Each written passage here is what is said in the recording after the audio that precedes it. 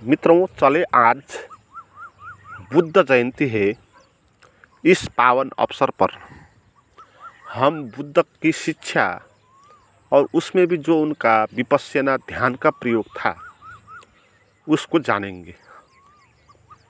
कहते हैं संसार में अभी तक जितने लोग विपश्यना ध्यान से जागृत हो गए उतने और किसी रास्ते से नहीं हुए। विपश्यना हम जैसे सामान्य लोगों के लिए एक ज़बरदस्त उपाय है, तो इसको समझना है फिर करना है। मित्रों, विपश्यना शब्द बना है बी उपसर्ग प्लस पश्यना शब्द से, और ये पश्य जो धातु है इसका भी, तो उसका अर्थ है देखना। तो बी आगे लग गया तो इसका अर्थ हुआ विशेष किस्म से देखना।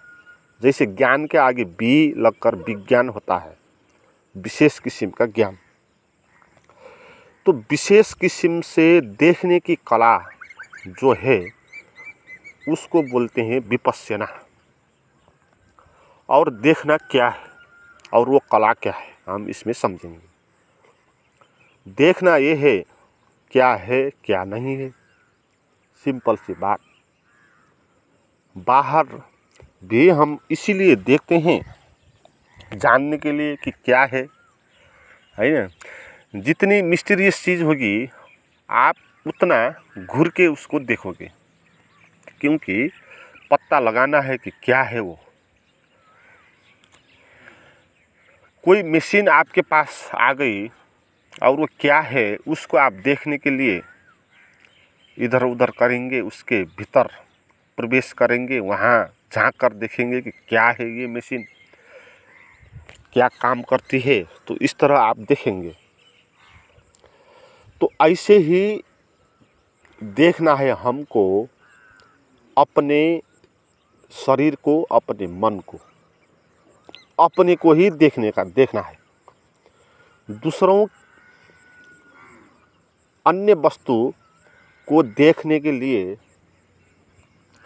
जैसे हमारे पास आँख मिली है, अपने को देखने के लिए ये आँख नहीं मिली है ना। इसीलिए इसको विशेष किस्म से देखना बोला गया, विपश्यना है ना। सामान्य तरीके से देखना तो आँख से हो जाता है।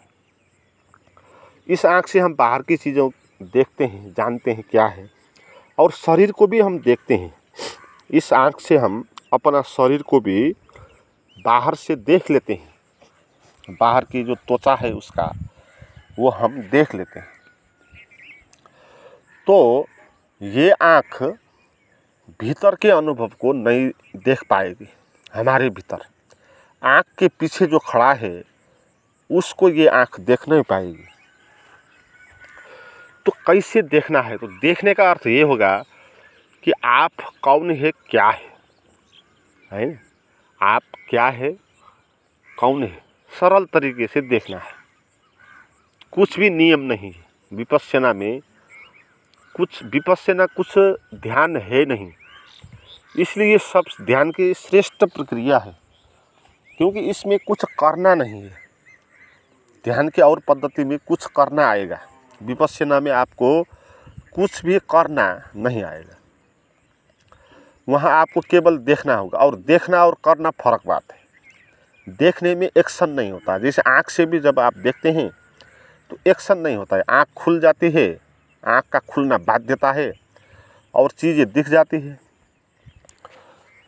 तो उसमें काम नहीं होता है ना देखने में। तो इसीलिए अपने को भी जब हम भीतर से देखने का प्रयास करेंगे तो वहाँ भी कोई काम नहीं होगा, है ना। वहाँ भी केवल देखना ही होगा। मगर थोड़ी सी दिक्कत है, क्योंकि अपने भीतर के अनुभव को देखने के लिए हमको दूसरी आँख पैदा करनी होगी भीतर से, है ना। तो दूसरी आँख पैदा करने का क्या अर्थ होगा कि कोई बाहर के आँख जैसी आँख है नहीं कि आपको कुछ देखने वाला बिंदु बनाना होगा जहाँ से आप देख पाएँ चीज़ों को, है ना। कोई माध्यम, कोई स्थान, कोई जगह आपको चाहिए। तो वो जगह क्या होगा? वो होगा सांस। इसीलिए विपश्यना में सांस पर ध्यान देने को बहुत महत्वपूर्ण माना। और विपश्यना एक तरह से सांस को देखने की कला है। और सांस के माध्यम से हम देखेंगे, सांस को आधार बनाकर, उसको बिंदु बनाकर हम भीतर क्या है उसको देखेंगे। क्योंकि भीतर तो आँख तो है नहीं देखने वाली, तो एक आँख पैदा करना चाहिए पहले। और वो आँख कैसे पैदा होगी? वो सांस पर ध्यान रख के। क्यों? क्योंकि जो सांस है वो हमारे आत्मा और हमारे शरीर के बीच का सेतु है। वो शून्य से आता है सांस, और हमारे शरीर में प्रवेश करता है तो फिर शून्य में चले जाता है।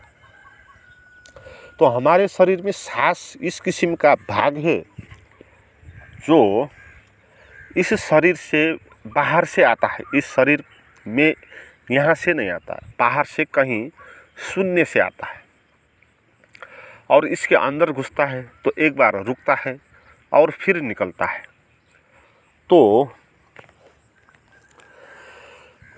सांस जहाँ से निकलता है वो शून्य है, और जहाँ लीन होता है वो भी शून्य है। तो सांस हमारे भीतर इस चीज़ का नाम है जो शरीर है नहीं, सूक्ष्म है ना। उस चीज़ है नहीं, एक शून्यता है। तो वो शून्यता से निकलती है। और सांस पर ध्यान देने का क्या अर्थ है कि आप कहाँ से वो निकलती है उसको देखें, और भीतर कैसे आती है उसको भी देखें, और भीतर कैसे रुकती है उसको भी देखें, और बाहर कैसे निकलती है उसको भी देखें, और बाहर कैसे रुकती है उसको भी देखें। करना कुछ है नहीं, सांस भी लंबी गहरी लेना और कुछ व्यवस्था देना नहीं है। सांस अपने आप चलेगी ही। जब हम रात सोते हैं तब भी सांस चलती है ना, तो उधर सांस का अपना एक लय होता है। तो सांस का अपना एक लय होगा, वो चलेगा और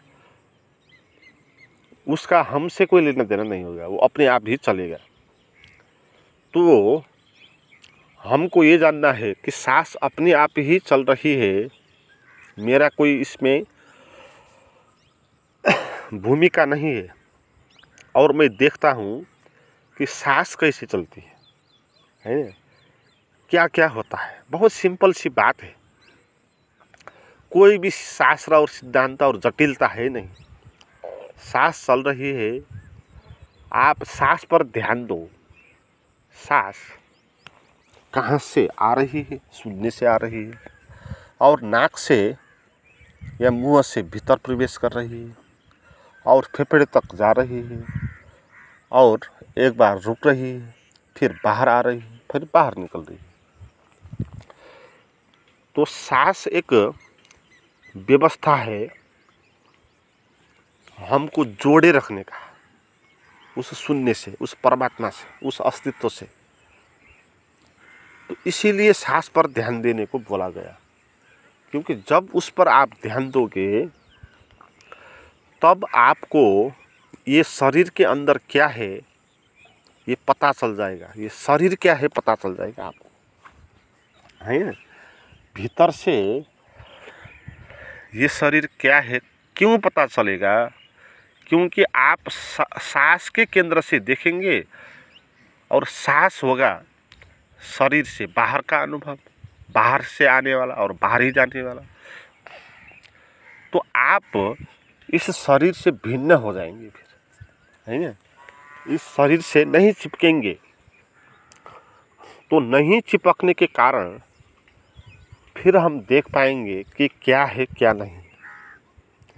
जब हम चिपकेंगे तो देख नहीं पाएंगे, है ना।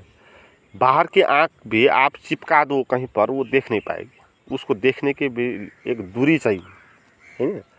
तो नज़दीक जितना उसको लाओगे उतना वो दिखना बंद होता जाएगा, उसका आकार। तो चिपकना देखने का बाधा है, तो ना चिपक के देखना है। क्योंकि चिपक के जब हम देखेंगे तो हम वो चीज़ क्या है उसको नहीं देखेंगे, जो हम है अपने को ही उसमें देखेंगे। हम अपने को उसमें चिपका लेंगे ना, तो उसको हम क्या पाएंगे, खुद ही पाएंगे, खुद ही उसमें चिपके थे, तो इसलिए देखना नहीं होगा। तो भीतर से भी हम शरीर से चिपक के इस शरीर को नहीं जान पाएंगे। तो थोड़ा शरीर से हटना है, इसको एक दूरी बनाना है, देखना है ना इसके अनुभव को। तो देखने के लिए सांस पर ध्यान देने के कारण आप थोड़ा हट जाएंगे, थोड़ा शरीर से बाहर आएंगे, कुछ दूरी बन जाएगी, फिर आप देख पाएंगे कि क्या है क्या नहीं, है ना। तो शुरू में जब हम प्रयास करेंगे तो उसमें देखते जाना है, कुछ कहना नहीं। देखने का अर्थ क्या है इसमें, अनुभव को जानना। देखने का अर्थ केवल आँख से ही देखना नहीं होता, समझना, उसका अनुभव करना भी एक देखना है। वो भी ऑब्जर्व्ड है ना, ऑब्जर्वर है।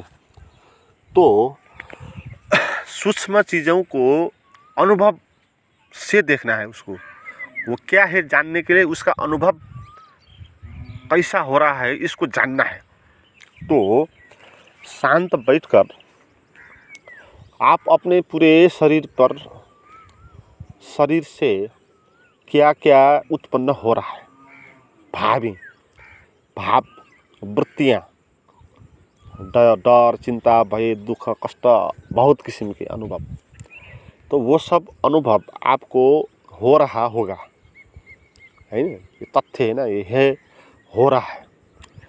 अब प्रारंभ में प्रयास ये करना है कि इसको क्या हो रहा है अनुभव, उसको नोटिस करना है, कुछ करना है नहीं, नोटिस ही करना है कि अच्छा ऐसा हो रहा है, अच्छा ऐसा हो रहा है, अच्छा पीड़ा हो रहा है, अच्छा दर्द होता है शरीर के इस भाग पर, अच्छा विचार चल रहा है।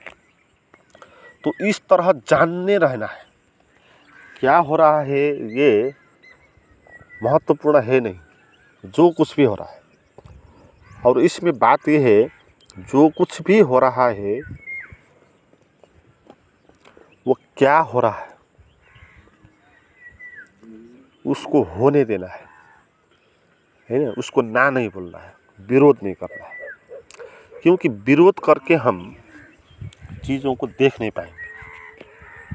तो देखने के लिए शर्त क्या है, जैसे तो पहले हमने बोला था कि कुछ दूरी में होना चाहिए, पहली शर्त है। और दूसरी शर्त इसमें क्या है कि उससे विरोध या समर्थन नहीं होना है, फिर वो संबंध बन जाएगा, फिर वो भी है ना। दूरी तो हमने बना ली, दूर चले गए, मगर उसी के चिंतन करने लगे तो दूरी नहीं हुआ, फिर भौतिक रूप से ही दूरी हुआ, मानसिक रूप से दूरी नहीं हुआ। तो मानसिक रूप से भी हम दृश्य से चिपके हुए हैं, कैसे, या तो उसका समर्थन करके या विरोध करके, या उसको गलत बोल के या सही बोल के, या उसको दुखा बोल के या सुखा बोल के, है ना। तो हम उसी में संबंधित हो रहे हैं, ये बात है। तो दूरी मानसिक रूप से भी होनी चाहिए, तभी आप देख पाएंगे। क्योंकि चिपकने से, जैसे आपने उसको बुरा बोला तो फिर आपने उसको देखा, तो आपको क्या दिखाई पड़ेगा, बुरा ही दिखाई पड़ेगा। क्योंकि आपने पहले ही चश्मा लगा दी थी बुरा देखने वाली, और आपने देख लिया। और आपने प्रशंसा वाली चश्मा लगा ली और उससे देख लिया, तो उसको आप अच्छे बोलेंगे, है ना। मगर वो जो आपने देखा अच्छा बोला, वो आपका ही विस्तार है, आपने उसी का चश्मा लगाया था, अच्छा देखने वाली चश्मा लगाया था। तो न समर्थन करना है न विरोध करना है। हमारे शरीर से जो भी भाव, वृत्ति, पीड़ा, कष्ट, तनाव इत्यादि हो रहे हैं, इसको ना समर्थन करो ना इसको विरोध करो। इसको विरोध करते हैं हम, यही मूल समस्या है। क्यों विरोध करते हैं? क्योंकि ये चीज़ें हमको पीड़ा देती है ना। तो जो चीज़ पीड़ा देती है उससे हम दूर हटना चाहते हैं। तो इसीलिए ये एटीट्यूड पैदा हो गया हमारे भीतर के विरोध करने का। तो ये शरीर का अनुभव, भीतर से ये भावों का अनुभव, ये बहुत दुखदायी है। तो इसलिए हम इनका विरोध करते हैं। जब भी हम दुखित होते हैं तो हम तत्काल ही उसको इग्नोर भी करते हैं, और वो इग्नोर करके हम दुख से बच जाते हैं। दुख को अगर देख नहीं पाते, हमने दुख को अगर देख लिया होता तो हम दुख से मुक्त हो गए होते हैं। क्योंकि जिसको जान लिया जाता है उससे बाहर आना होता है, ठीक है? नहीं तो आपने नहीं जाना। दुख को आपने अगर जाना है तो दुख से बाहर आप आ जाएंगे। मगर दुख को नहीं जाना है तो आप दुख का इग्नोर करते रहें, दुख आपके भीतर चलता रहेगा। तो दुख को हमने जानना है ना, उससे बाहर आने के लिए उसको विरोध करके कैसे बाहर आएंगे? वो तो है नहीं होना चाहिए था इत्यादि कहकर हम उससे बाहर आने का दरवाज़ा बंद कर रहे हैं। हम बोल रहे हैं मैं दुख से बाहर नहीं आना चाहता, है ना? दुख का विरोध करना ये बोलना है कि मुझे दुख पसंद है, मुझे ये चाहिए, मैं इसको मिटाना नहीं चाहता, ये बोलना है। तो दुख से बाहर आना है तो दुख को देखना है ना। तो देखने के लिए उसका विरोध करना नहीं है। तो जो कुछ भी दुख है तो उसको होने दो। क्या होता है भीतर उसको, उसकी व्याख्या भी मत करो आप, उसको दुख भी मत बोलो, ठीक है? दुख भी क्यों बोलना? क्या है आपको कैसे पता वो क्या है? लोग दुख बोलते हैं और उनका दुख कैसा था ये आपको पता नहीं है। ये दुख की भी एक मान्यता है ना। किसको दुख बोलते हैं ये भी हमको पता नहीं है। कोई लोग किसी को दुख बोलता है, कोई लोग किसी चीज़ को दुख बोलता है। उसी अनुभव को कोई लोग दुख बोलता है, कोई सुख बोलता है? तो जब आप बोलते हैं मैं दुखी हूँ तो किस किस्म के आप दुखी हैं? और उस दुख का न किसी ने अनुभव किया, न आपने किसी के दुख का अनुभव किया, तो किस आधार पर आप उसको दुख बोल सकते हैं? क्योंकि उसका तो आपने परीक्षण नहीं किया ना, कर नहीं सके। तो वो आपका निज अनुभव है। तो एक अनुभव की तरह लेना है ना? दुख को भी एक अनुभव की तरह लेना है, कष्ट को भी अनुभव की तरह लेना है,